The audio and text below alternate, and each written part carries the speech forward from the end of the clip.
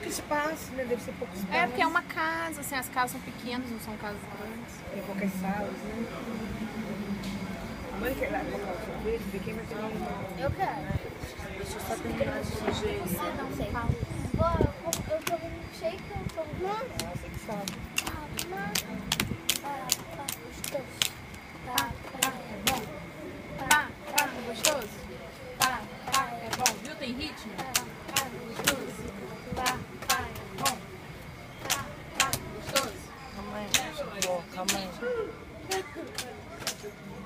Tem de quê? Sabor?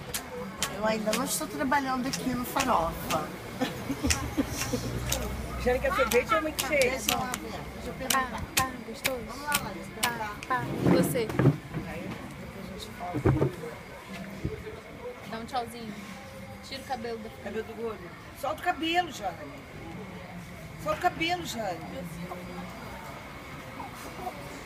Arrepiado. Tem ainda aí, Jane? Carne, que tu tá tomando carne. Limpa a carninha, porque vai estar com muito óleo.